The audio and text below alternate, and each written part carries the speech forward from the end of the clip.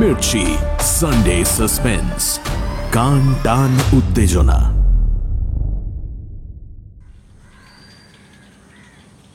সদবাবু, আমি একটা কথা বলি। বলুন। না, আপনি এখান থেকে চলে যান। জিজ্ঞেস করলাম, কেন বলুন তো? ডাক্তারবাবু তাই মত। আমাকে তো কিছু বলেননি। দারোগাবাবু ইতস্তত করে বললেন, তা আপনাকে বলেননি, আমাদের বলেছেন আপনাকে বলবার জন্য, তাই বলা উচিত ভাবলাম। উনি বলেছেন, আপনার অসুখ খুব খারাপ। মানে আমি তো সেরে গিয়েছি, ও সারা বড় কঠিন শরৎবাবু। বেশ, তাহলে স্টেশন পর্যন্ত আমি যাব কি করে? রক্ষিয়া ঘাট পার হবার তো কোনো উপায় দেখি না। দারোগাবাবু বললেন, আর কিছু ভাববেন না, স্ট্রেচার জোগাড় করছি চা বাগান থেকে, কুলি পাঠাবো, পুলিশের একজন লোক সাথী থাকবে, আপনাকে ট্রেনে উঠিয়ে না দিয়ে তারা ফিরবে না। আমি বললাম, বেশ। আমি তখন জানতাম না যে আজই আমার জীবনের শেষ দিন হতো যদি।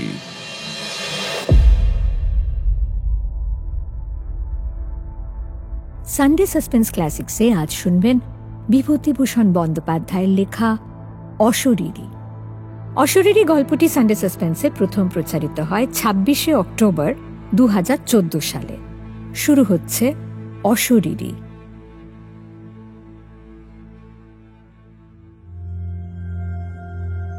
নানা রকম অদ্ভুত গল্প হচ্ছিল সেদিন আমাদের লিচু তলার আড্ডায়, কিন্তু সেসব নিতান্ত পানসে গোছের ভূতের গল্প। পাড়া গাঁয়ের বাঁশ বাগানের আম বাগানের গেঁয়ো ভূত, সাদা কাপড় পরে রাত্রে দাঁড়িয়ে থাকে, ওসব অনেক শোনা আছে। ওর বেশি আর কেউ কিছু বলতে পারল না। এমন সময় শরৎ চক্রবর্তী আড্ডায় ঢুকলেন। তিনি আবগারি বিভাগে বহুদিন কাজ করে অবসর গ্রহণ করেছেন। ৬০-এর কাছাকাছি বয়স। তান্ত্রিক সাধনা করেন। ঠিকুজি কুষ্টি বিনা পয়সায় করে দেন। কোন রত্নের আংটি ধারণ করলে কার সুবিধে হবে ঠিক করে দেন। পরের বেগার খাটতে ওর জুড়ি বড় একটা দেখা যাবে না এইসব কাজে। লোক অতি সজ্জন, সকলে মানে শ্রদ্ধা করে। অনেকে ওর সামনে ধূমপান করে না। শরৎবাবু ঢুকে বললেন, এই যে কি হচ্ছে আজ, যা বাদলা নেমেছে।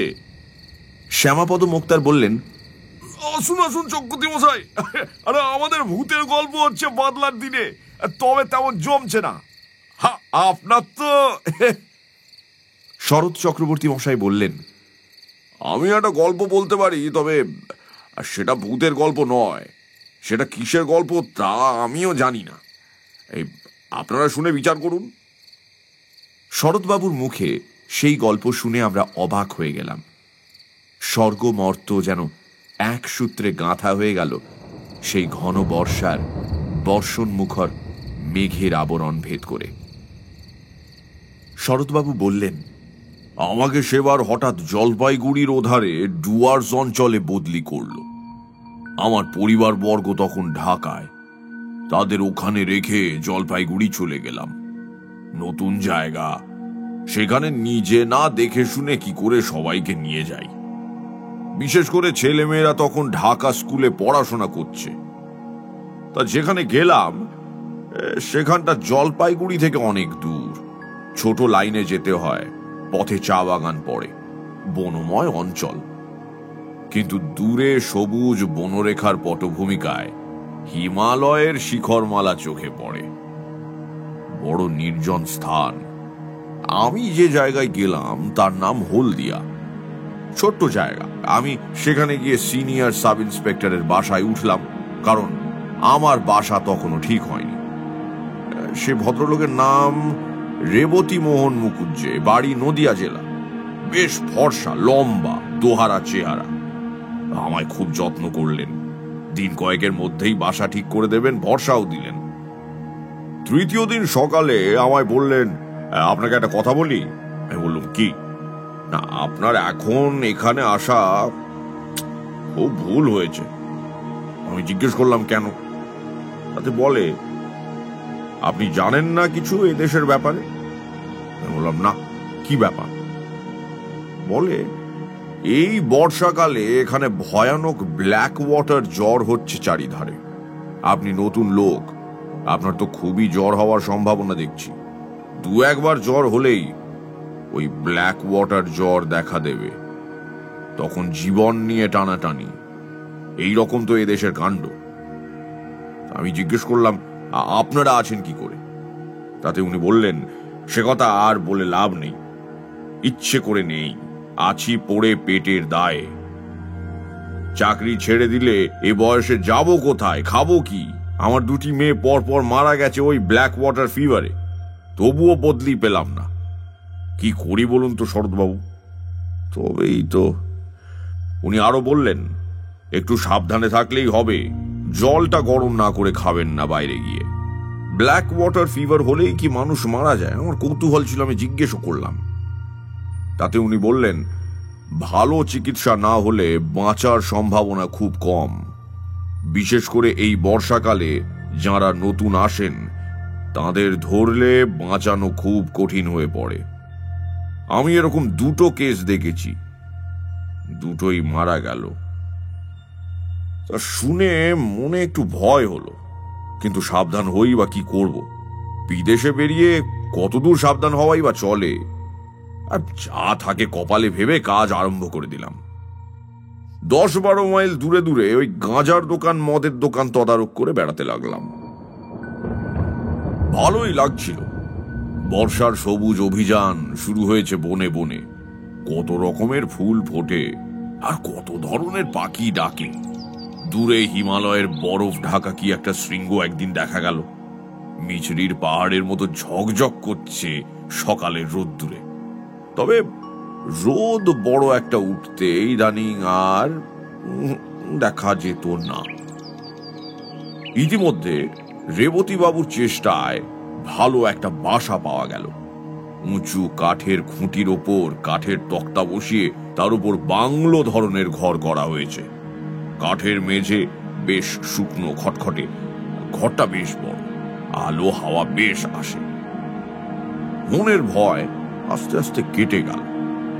তখন মনে মনে ভাবি, রেবতীবাবুর ওটা উচিত হয়নি। এখানকার মাটিতে পা দিতে না দিতেই অমন ভয় দেখিয়ে দেওয়া কি ভালো? আরে কেন করলেন ওটা রেবতীবাবু? অন্য কোনো মতলব ছিল নাকি? এই নিয়ে 7-5 ভাবি। এখানে আমার এক ব্রাহ্মণ আর্দালি জুটল, নাম দিগম্বর পাণ্ডে। লোকটা অনেক দিন সেখানে আছে, রান্না করতো খুব ভালো। সে হাট বাজার রান্না বান্না সবই করতো, কোনো অসুবিধে ছিল না। মাস 2 পরে সেবার বামনাপাড়া নর্থ বলে একটা জায়গায় আবগারির তদারকে গেলাম। আর সেটা একটা চা বাগানের পাশে ছোট্ট বাজার। চা বাগানটার ট্রাকগুলোর পায়ে লেখা আছে বামনাপাড়া নর্থ টি এস্টেট। পাহাড়ি একটা ছোট নদী পেরিয়ে আমার গরুর গাড়ি বাজারে গিয়ে থামলো। তখন বাজে ওই বেলা 10টা। 2টি মারোয়াড়ি মহাজনের গদি আছে, তারা বন অঞ্চলের উৎপন্ন সওদা করে। দেবেন সামন্ত বলে মেদিনীপুরের একজন ব্যবসায়ীর কাঠের কারবার আছে, গাঁজা ও আফিমের দোকান সেই দেবেন সামন্তের ভাই শশী সামন্তের। ওখানে বসে থাকতে থাকতেই আমার শরীর কেমন খারাপ হতে লাগলো, মাথা ধরলো। তার দেবেন সামন্তকে বলতে সে কি একটা হোমিওপ্যাথিক ওষুধ দিলে, বললে এতেই নাকি সেরে যাবে, কোনো ভয় নেই। আমি বললাম, আপনাদের এখানে ব্ল্যাক ওয়াটার হয়? উনি বললেন, খুব। জিজ্ঞেস করলাম, মানুষ মরে? তাতে উত্তর দিলেন, তা মন্দ মরে না। আপনারা ভয় পান না? আমরা অনেকদিন আছি, নতুন যারা আসেন তাদের ভয় একটু বেশি। সবাই দেখছি একই কথা বলে। গাঁজার হিসেব চেক করতে করতে আর যেন বসতে পারলাম না। তাড়াতাড়ি কাজ সেরে নিয়ে গাড়িতে উঠে পড়ি। জলতেষ্টা পাওয়াতে বামনাপাড়া নর্থ চা বাগানের একটা গুমটি টিনের শেড থেকে জল চেয়ে খাই এক নেপালি দারোয়ানের কাছ থেকে। যখন বাসায় পৌঁছলাম তখন বেলা হয়ে গেছে। আমার তখন খুব জ্বর, পথেই কাঁপুনি দিয়ে জ্বর এসেছে। খবর পেয়ে রেবতীবাবু ছুটে এলেন, ডাক্তার ডাকা হলো, ওষুধ আর ইঞ্জেকশন চলল। 3 দিনের মধ্যে জ্বর ছেড়ে গেল। দিন 15 বেশ আছি। সবাই বলে ঠান্ডা লেগে অমনটা হয়েছিল হঠাৎ, ও কিছু না। আমিও নিজেকে সেইভাবেই বোঝালুম। আবার বেশ কাজকর্ম করি, শরীরের কোনো কষ্ট নেই। একদিন হলদিয়া পুলিশ থানায় বসে থানায় দারোগার সঙ্গে গল্প করছি, হঠাৎ আবার জ্বর এলো। দারোগাবাবু লোক দিয়ে আমায় বাড়ি পাঠিয়ে দিলেন। আরদালি দিগম্বর পাঁড়েকে বললাম, জল দাও। জল খেয়ে শুয়ে পড়লাম। 3 দিন ভীষণ জ্বরের ঘোরে কাটল। রেবতীবাবু এবং থানার দারোগাবাবু দুবেলাই আসতেন। কিভাবে আমার সাবু বার্লি তৈরি করতে হবে আমার আরদালিকে শিখিয়ে দিয়ে যেতেন। 3 দিন পরে জ্বর কমে গেল। ক্রমে বেশ সেরে উঠলাম। কাজকর্ম আবার শুরু করে দিলাম। দিন 15 পরে চা বাগানের একটা আবগারি কেস দেখতে গিয়েছি। আবার হঠাৎ করে জ্বর এলো। এবার একটা জিনিস লক্ষ্য করলাম, এখানকার জ্বর ভেলকিবাজির মতো আসে, আবার ভেলকিবাজির মতো চলে যায়। সুতরাং প্রথম জ্বর এলে আমার যেরকম ভয় হতো, এখন গা সওয়ার ধরুন সে ভয় একেবারেই নেই। আরদালিকে ডেকে বলে দিলাম আগের মতো পথ্য প্রস্তুত করে আমাকে যেন খাওয়ায়। এবার কিন্তু একটু অন্যরকম হলো। অত সহজে এবার আমি নিষ্কৃতি পেলাম না। দিন 2 পরে উৎকট ব্ল্যাক ওয়াটার জ্বরের সব লক্ষণগুলি আমার মধ্যে ফুটে বেরুল। অতিরিক্ত রক্তপাতের দরুন অত্যন্ত দুর্বল হয়ে পড়লাম। সেরে উঠতে 5-6 দিন লেগে গেল। দিন 2 পথ্য করার পর একদিন সকালবেলা আমার সঙ্গে রেবতীবাবু আর দারোগাবাবুর দেখা করতে এলেন। আরদালিকে চা করে দিতে বললাম, কিন্তু তারা চা খেলেন না। পরে বুঝেছিলাম তারা চা খাননি ব্ল্যাক ওয়াটারকে ছোঁয়াচে জ্বর ভেবেই। দারোগাবাবু বললেন, শরৎবাবু, আমি একটা কথা বলি। বলুন। না, আপনি এখান থেকে চলে যান। জিজ্ঞেস করলাম, কেন বলুন তো? ডাক্তারবাবু তাই মত, আমাকে তো কিছু বলেননি। দারোগাবাবু ইতস্তত করে বললেন, তা আপনাকে বলেননি, আমাদের বলেছেন আপনাকে বলবার জন্য, তাই বলা উচিত ভাবলাম। উনি বলেছেন আপনার অসুখ খুব খারাপ। মানে আমি তো সেরে গিয়েছি, ও সারা বড় কঠিন শরৎবাবু। বেশ, তাহলে স্টেশন পর্যন্ত আমি যাব কি করে? রক্ষিয়া ঘাট পার হবার তো কোনো উপায় দেখি না। দারোগাবাবু বললেন, আর কিছু ভাববেন না, স্ট্রেচার জোগাড় করছি চা বাগান থেকে, কুলি পাঠাবো, পুলিশের একজন লোক সাথী থাকবে, আপনাকে ট্রেনে উঠিয়ে না দিয়ে তারা ফিরবে না। আমি বললাম, বেশ। আমি তখন জানতাম না যে আজই আমার জীবনের শেষ দিন হতো যদি, কিন্তু সে কথা পরে বলছি। আমি সম্মতি দিলে দারোগাবাবু চলে গেলেন। তখন বেলা 9টা হবে। গরম জল করে নিয়ে আসতে বললাম আরদালিকে, গা হাত মুছবো বলে। তারপর 1 বাটি বার্লি খেলাম। আরো একটু বেলা হলে 2টি ভাতও খেলাম। বেলা 12টার পর লোকজন এলো স্ট্রেচার নিয়ে। এই পর্যন্ত বলে শরৎ চক্রবর্তী বললেন, একটু চা খাওয়ার ইচ্ছে হচ্ছে। আমরা বললাম, আরে গল্পটা শেষ করুন। চা খেয়ে নিয়ে বলবো। এবার গল্পের আসল অংশটাতে এসে গিয়েছি কিনা একটু গলা ভিজিয়ে নিয়ে বলি। হ্যাঁ? উকিল নিতাইবাবু বললেন, একটা কথা, আপনি বললেন ব্ল্যাক ওয়াটার জ্বর হলো, সেরে গিয়ে আপনি পথ্য করলেন, অথচ ডাক্তারবাবু কেন আপনার অসুখ খারাপ বললেন?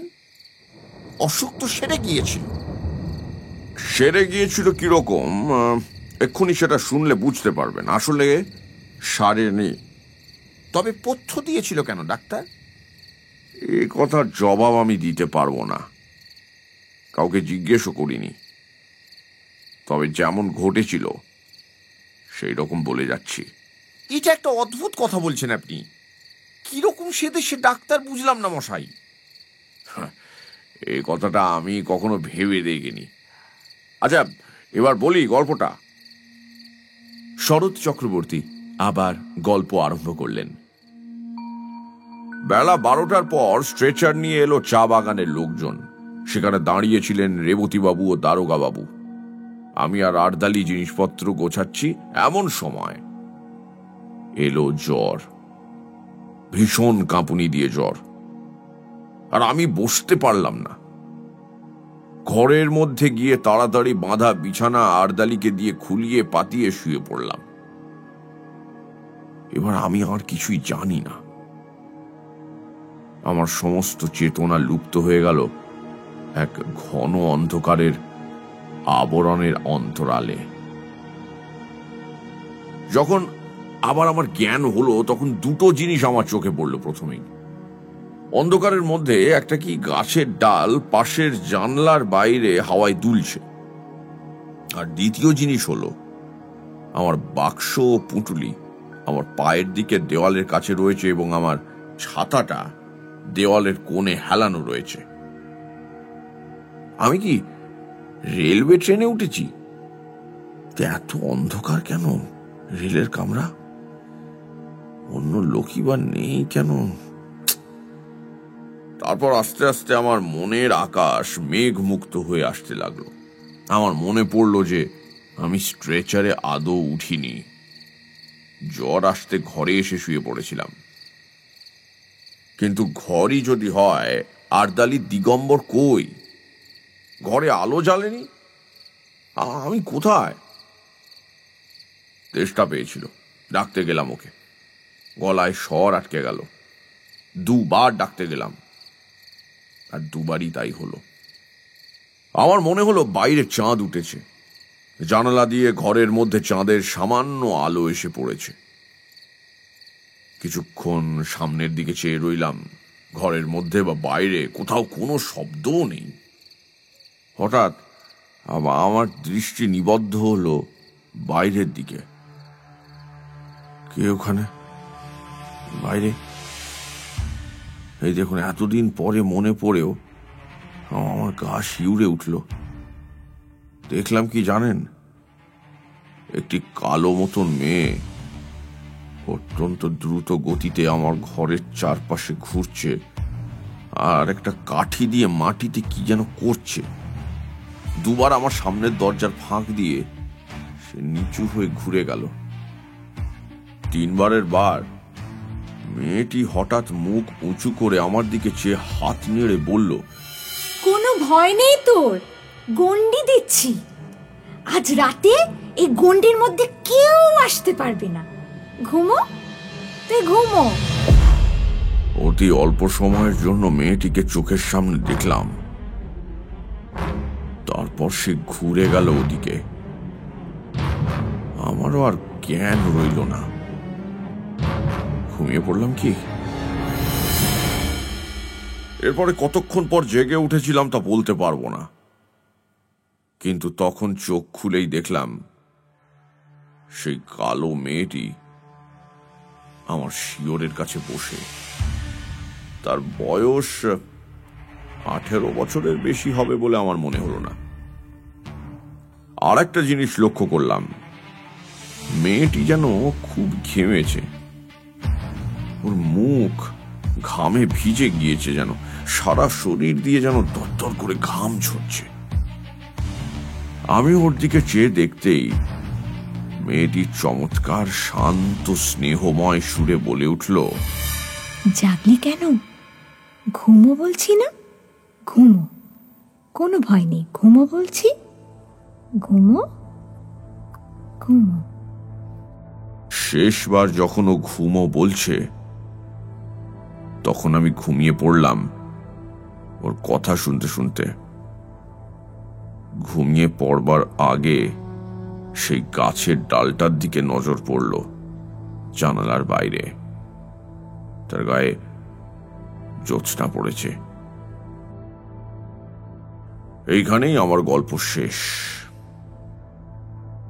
সকালে আমি যখন জেগে উঠলাম তখন আমার মনে হলো স্বাভাবিক সুস্থ অবস্থায় ঘুম থেকে আমি জেগে উঠেছি। আমার শরীরে কোনো কষ্ট নেই, কিন্তু বড়ই দুর্বল। বিছানা ছেড়ে উঠতে পারলাম না। আস্তে আস্তে একটু বেলা হলো, তখন দেখি দিগম্বর পাড়ে আরদালি সন্তর্পণে পা টিপে এসে ঘরের মধ্যে উকি দিচ্ছে। আমি ডাকতেই যেন সে চমকে উঠল, কোনো উত্তর দিল না। আমি বললাম, রেবতী বাবুকে ডেকে নিয়ে এসো। থতমত খেয়ে সে যেন চলে গেল। কিছুক্ষণ পরে অনেক লোক এলো আমায় দেখতে, তার মধ্যে রেবতী বাবুও ছিলেন।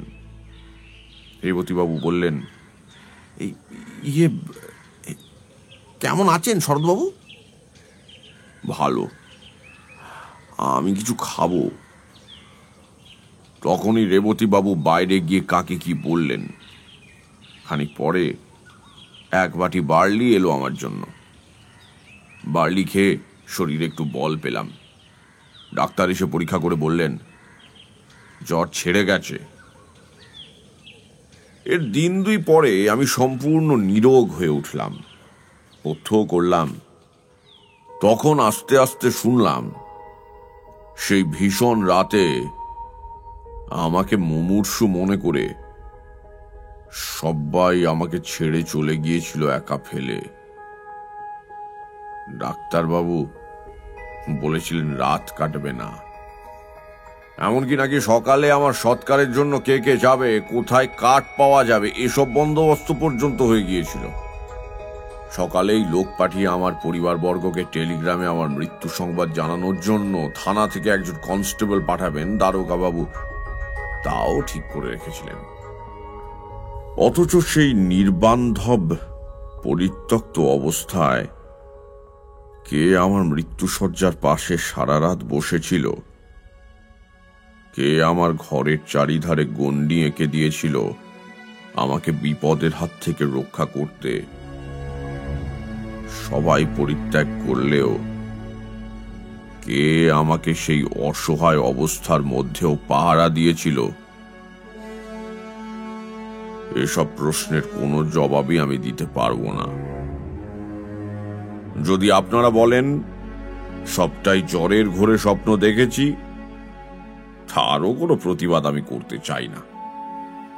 স্বপ্ন যদি হয়, বড় মধুর, বড় উন্নত ধরনের উদার স্বপ্ন দেখেছিল আমার মুমূর্ষু মন। সেই স্বপ্নের ঘোর আমার সারা জীবন চোখে রইল মাখা। মস্ত বড় একটা আশার বাণী দিয়ে গেল প্রাণে। শরৎ চক্রবর্তী চুপ করলেন। মনে হলো তার চোখে যেন জল চকচক করছে। উকিল নিতাইপদ রাহা বললে, সেরে উঠে হলদিয়াতে আপনি ছিলেন কতদিন? যতদিন এই গভর্নমেন্ট আমাকে বদলি না করেছিল, তাও প্রায় 2 বছর হবে। এইভাবে একা ছিলেন বাসায়? আমি আর দিগম্বর, আর কেউ না। আর কোনোদিন কিছু দেখেছিলেন? না। আর অসুখে ভুগেছিলেন? না। ঘন বর্ষার রাত, বাইরে বেশ অন্ধকার। জোনাকি জ্বলছিল উঠানের শিউলি গাছটার ডালে পাতায়। আমরা সবাই অনেকক্ষণ চুপ করে রইলাম। নিতাই উকিলও আর বেশি কথা বলেননি। বৃষ্টি এসে পড়বে বলে শরৎ চক্রবর্তীকে আমরা বাড়ি পাঠিয়ে দিলাম ছাতা দিয়ে।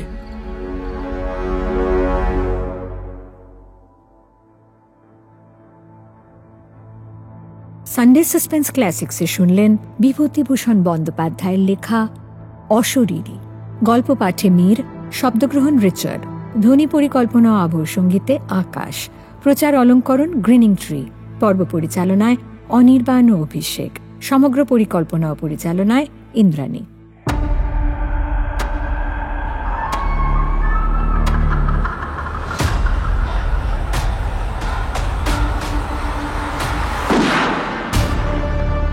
মির্চি সানডে সাসপেন্স, কান টান উত্তেজনা।